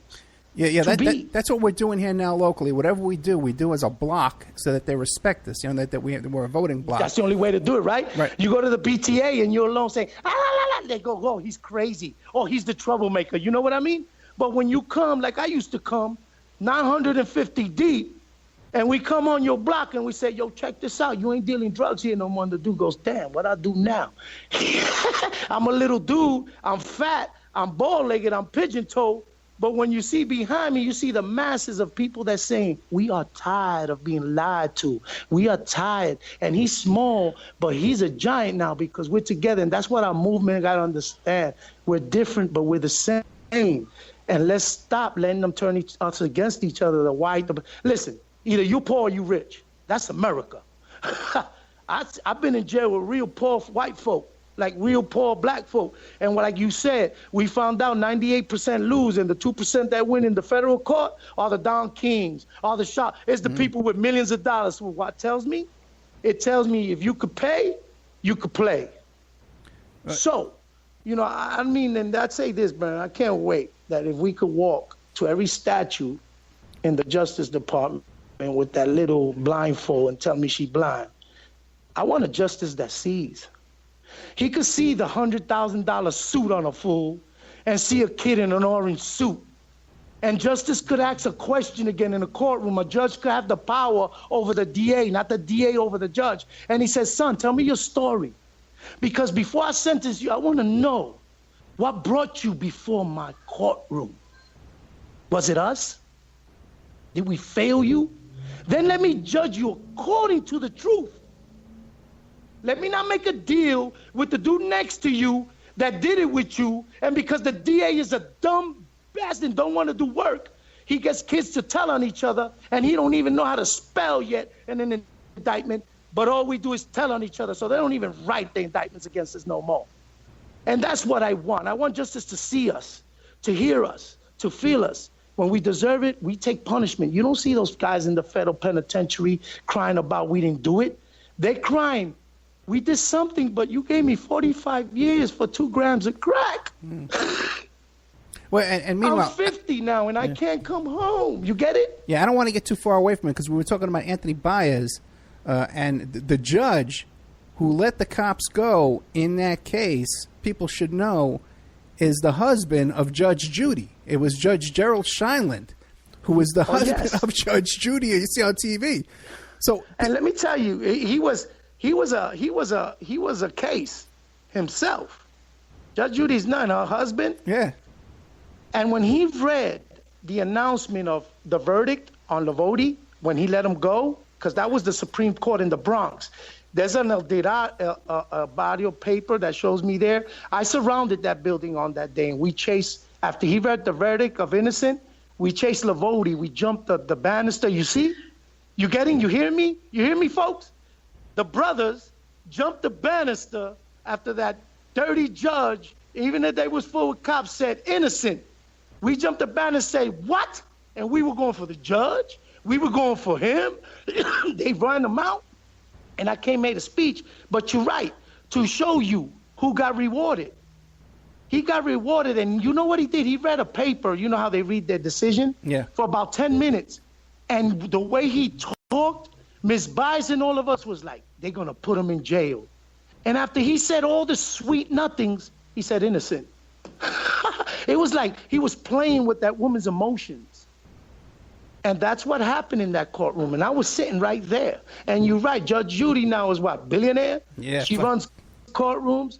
The most sacred part of our system. Look at us, Americans. And not to get away.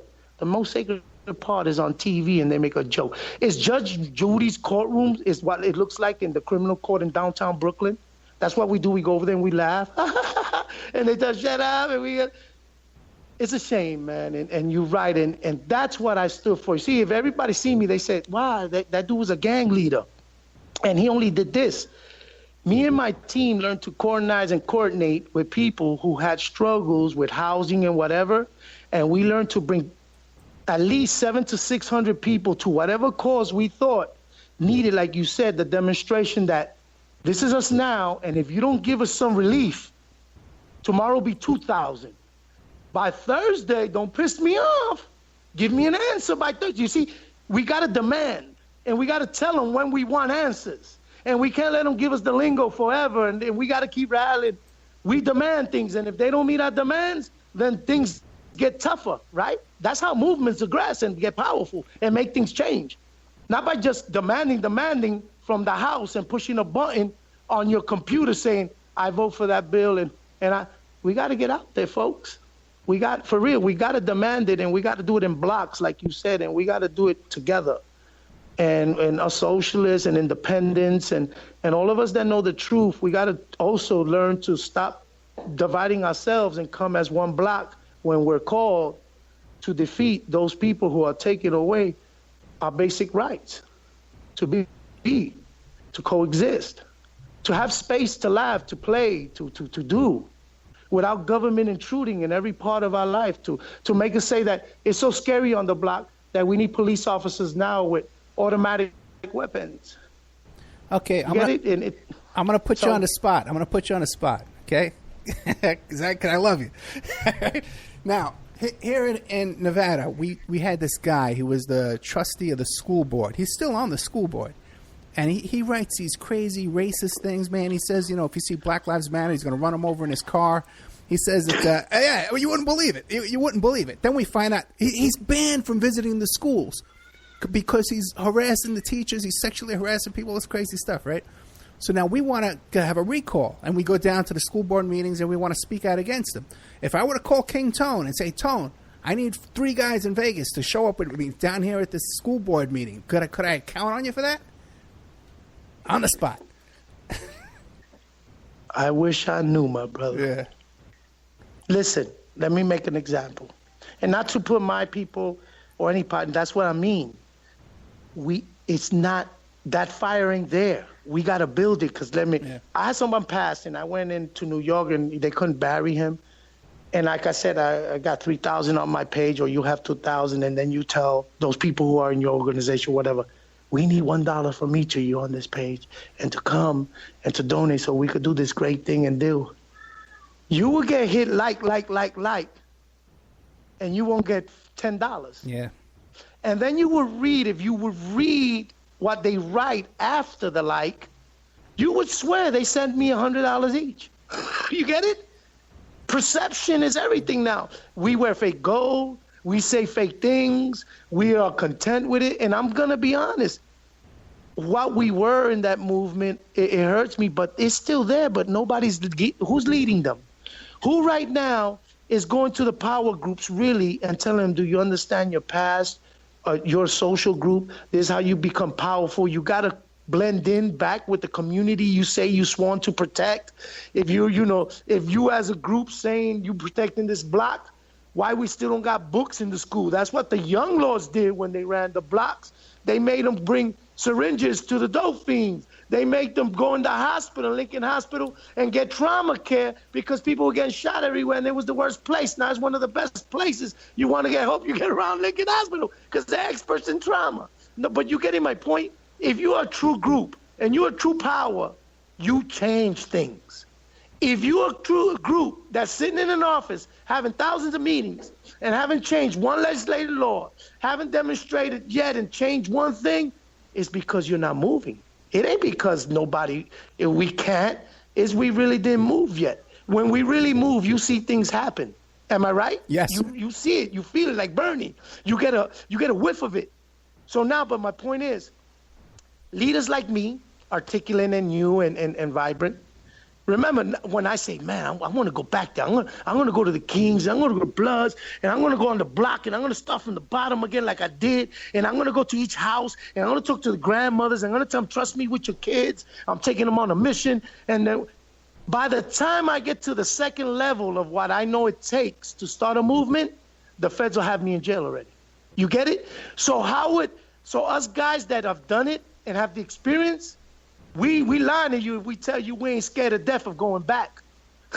You get it? I do. So to be the front of a movement, it's like you asked me, ain't you scared of going to jail? Hell yeah. Yeah, because listen, I talk to a lot of people, especially now, and a lot of people are just talking about leaving the country. Do you ever think of that?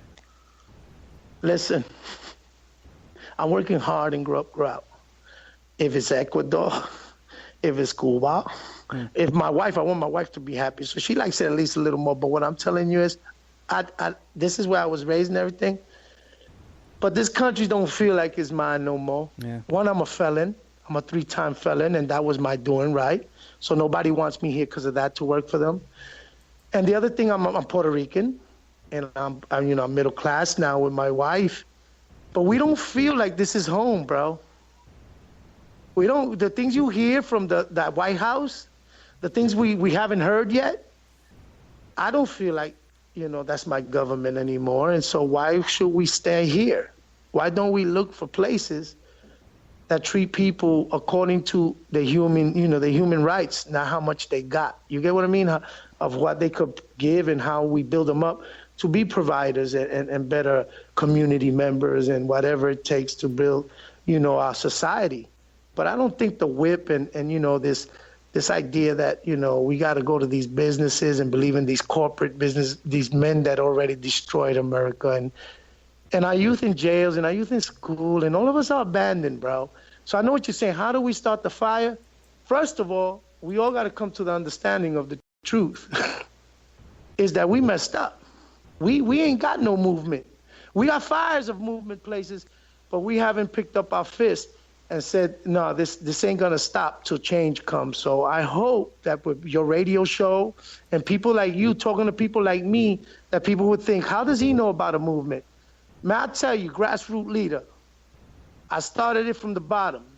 When I inherited my group, we did my last leader, we did mistakes. So we went from a big contingency of thousands to about 700. In 2 years, I rebuilt the brand of the Almighty Lion King Queen Nation with his assistant and him standing still, started a revolution step by step, first doing house meetings, taking them and making them feel safe where they were, testing the brand again, tell them why we are and who we are. And first of all, like you said, fessing up to what we did. We did wrong, you're right. It was our mistake, but we're trying to fix it. Could you trust me again? Could you brothers come back? Could you eat with us again? We want to hear your voices. We're not going to beat you up just because you don't sound like us. And then you start giving the people's trust. And that's the first step of moving forward in a movement, is coming to the table and being honest, get each other's trust, and then move to the next step, which then how could we make it act? What do we got to do? So the next thing I did is gave power. No money. I said, yo, you the dude who runs this 11208 section over here, and you know the brother count is low, so I need you now to see all those that were in the roster before all this happened and go look at them, and then gave them a reason to come. He said, yeah, but what are we going to do, Tone? We don't do nothing. No, tell them that the mothers came to us and nobody wants to help them, and there's a cry that they need somebody to represent them, and the Mothers Against Police Brutality are calling for the Kings to come to see if they'll let us march with them. You see? There was a reason. There was a purpose. And that's how I started it. And I gave them a vision. And then I let them believe in the vision as they participated in it. I didn't say, this is my vision. I say, you see how good it is when you could walk up to a cop and say what you want to feel and say, and he can't beat you because everybody's looking? You get not only a cop, when you could go to City Hall and make Giuliani run out because we did a 360 that was 700 deep, and he run out of his house, and all we did was pray, and then we took the train, but you made him run. You seen him run, right, guys? And they used to pick up their chests like, taking the train, you would hear them. Yo, you seen that dude? Yo, that dude was scared. And I was like, there it goes. There it goes. They're not here no more because of me. They're here because they felt the power of unity, of love, respect, honesty. And the most part is that move, man. Let's make it happen, and that's all I want you to know, is that that's the true aspect of all power groups. And we got to re-educate them, tell them what their colors represent, where they come from. It was from our movement. It was because there was no human rights. There was no women's rights. There was no rights in this country. And we made it happen. And if we don't do it again, we will lose everything we fought for, because that's how Hitler started. It started in the prisons. They take everything and they practice with us. And then you see our little by little, they take our rights from the street. And then they start calling us a Mexican. And then we start getting titles to different groups. And then, this is how it starts. And he's far out. Okay, Tom. But this is how it starts. We got less than 10 minutes left, okay? Now, we were talking off the air about Leonard Peltier. Now, Obama's in office for until Friday, another 6 days. So, and he has the power to grant clemency to Leonard Peltier. Now, you were telling us how you met Leonard Peltier in prison. Now, but you got to put out a call to all your people. All they got to do is make a phone call. I got some numbers here they could call up. They want to write it down. They can call. So you give the number, you give it to me, and we put it on my page. Yeah. Like Oscar. Oscar Lopez is another one for the FALN and for the independence of Puerto Rico that he could come free. You're right. And we could do that now while we got Obama, because there's no way Trump's going to do it. And he's man of 70. That'll be another, and you're right. And that's, there you go.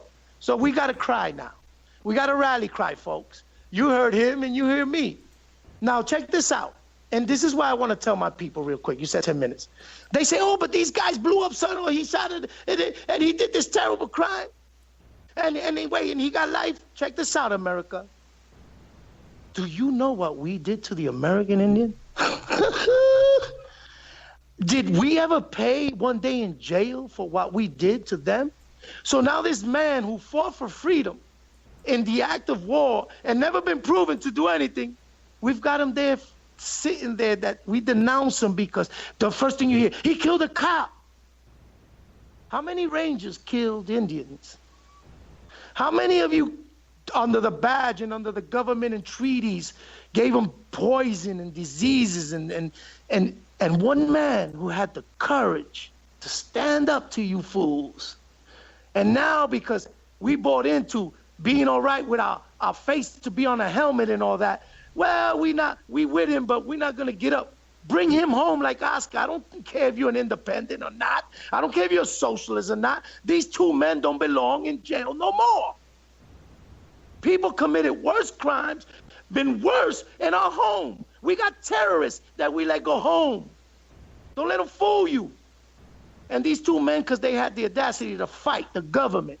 You believe the propaganda and the stories that they told you to bury them alive. And your fault is that they still there.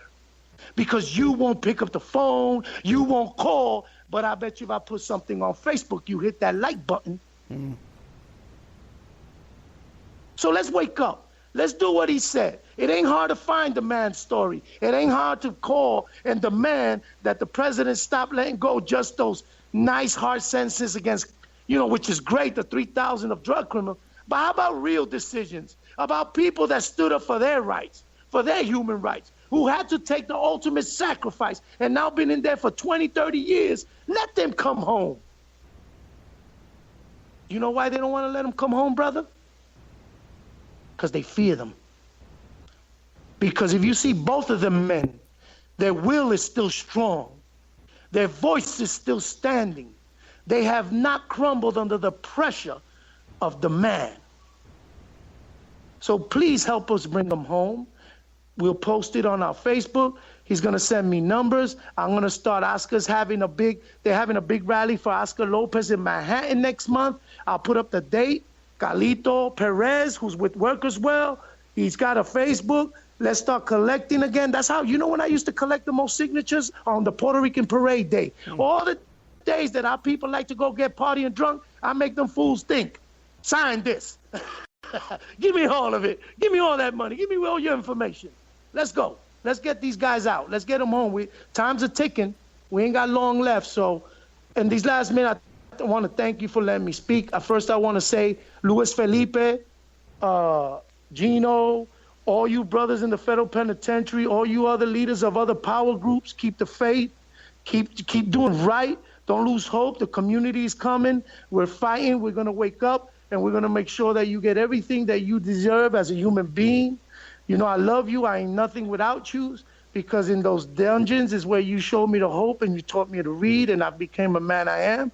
I want to thank all my community, my brothers and sisters in the nation. Stay focused, man. We got to grow up. We got to start moving ourselves where we just don't talk about how bad we are and how mighty we are. We show how mighty we are. And it ain't by picking up a gun and shooting someone who looks like us, talk like us, or gossip about. We got to come and fight the system and rebuild ourselves and our credibility with our community. And like he says, when someone calls a hotline that's one of these power groups and they say, we need 15 people here because this is a cause, you send 100.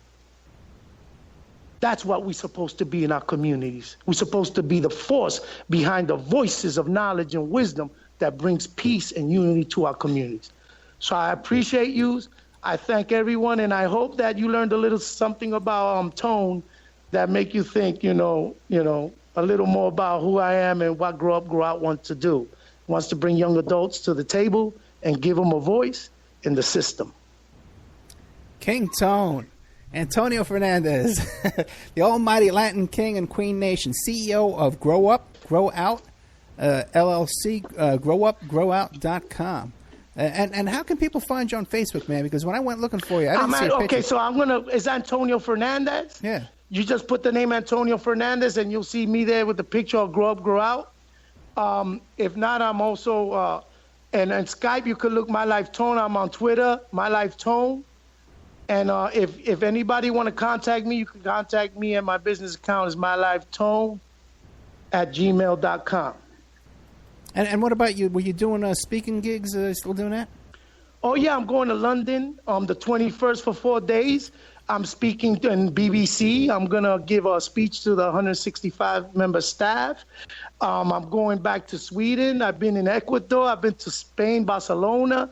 I'm going to my speaking gig is something that I enjoy because it's nothing like going on somewhere else in the world. Look, I was in Spain with 350 youth standing in a corner at 3 a.m, and not one cop showed up. No one called the cops on those kids. And that's what we need, a community that supports and understands us. King So Tone. thank you, and that's what we do. King Tone, anything comes up, you need to get on the air, you call me up, I'll put you right on the air. Okay, brother? All right, no, all right, so thank you, bro. God bless you. There you have King Tone, Imperial Latin Kings. I'm not Imperial. All week long I've been calling them the Imperial Latin Kings. It's the Almighty Latin Kings. I've been screwing that up. And then when I had to change the title for this show like 5 or 6 times because I kept putting in Imperial Latin Kings instead of Almighty Latin Kings. And then at one point, instead of putting King Tone, I put in Kink, K-I-N-K. And I said, I know this guy's such he's so fussy about stuff that let me fix that. All right, let me give you these numbers here to call up. About Leonard Peltier, guys. We gotta do this. You gotta call up whoever you can call. Call up your local radio station if you can, and your local congressman, your senator. But some big numbers here. One, you want to contact the White House, whitehouse.gov, the contact, or Barack Obama on Twitter. Loretta Lynch, the Attorney General. Her comment line is 1-202-353. 1555. And